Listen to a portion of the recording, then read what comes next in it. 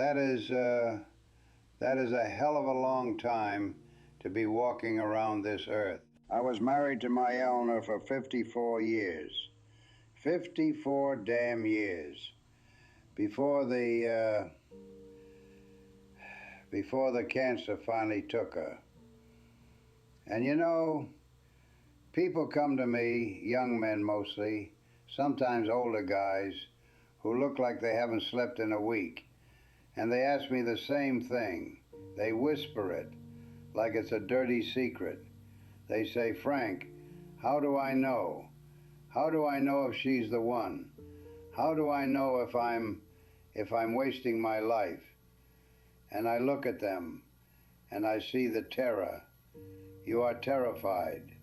You're terrified that you're going to wake up at 80, look across the breakfast table at a stranger, and realize, my God, I threw it all away on the wrong person. And you should be terrified, because it happens. I've seen it happen. But the problem is you're asking the wrong damn questions. You boys are looking for fireworks.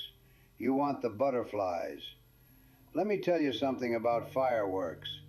They explode, they're loud, and then, poof, they leave you in the dark.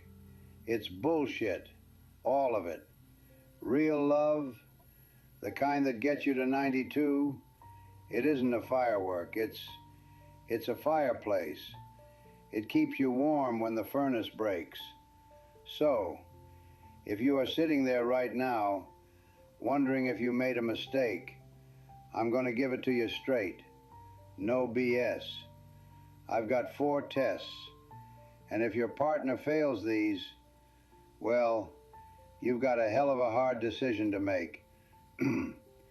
Test 1, the silence. And this is the big one, the silence. When you're young, you think love is talking. You think you got to fill every second with noise because you're scared of the quiet. But the true test is what happens when you shut your damn mouth.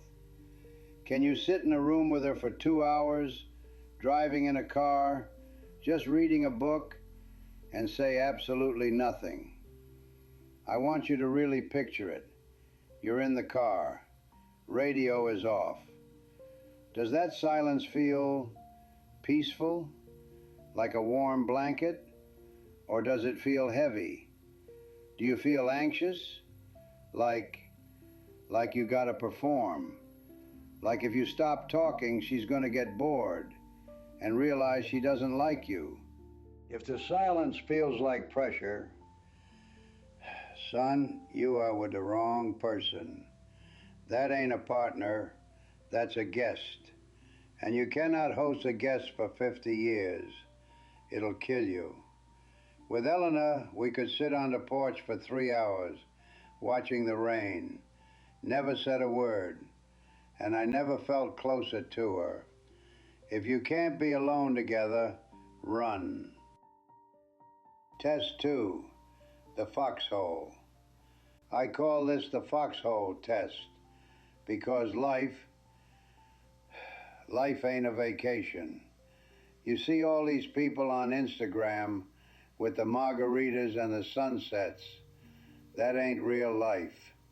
Real life is a war. Eventually the enemy is going to show up. You're going to lose your job. Your mama is going to get sick. The house is going to flood. You're going to get that phone call at 3 a.m. that brings you to your knees. When that moment comes, and it will come, look at the person sleeping next to you. Are they the person you want in the foxhole? Are they going to load the magazines and help you fight? Or are they going to panic? Are they going to sit in the corner and cry and ask you to fix it? Or worse, are they going to blame you for the damn attack? I've seen men go bankrupt and their wives rolled up their sleeves and said, let's get to work. And I've seen men lose a little bit of status and their wives walked out the door. If you can't trust her to handle the worst day of your life, she doesn't deserve the best days. Test 3. The mirror. This one is subtle, but it's dangerous. Who do you become when she walks in the room? I see so many men, good men, lions, and they shrink. They walk through that front door and they become mice. They walk on eggshells. They hide their ambitions because they don't want to deal with the jealousy. They stop seeing their friends. They cut off little pieces of themselves just to keep the peace. Listen to me. If you have to make yourself smaller to fit into your relationship, you are with the wrong person. The right person doesn't make you shrink. They make you stretch. When I was with Eleanor, I wanted to be a better man. Not because she nagged me, not because she gave me a damn honey-do list, but because she believed in me. She saw the man I could be. If you don't like who you are around her, get out, before you forget who the hell you are entirely. Test 4, the news.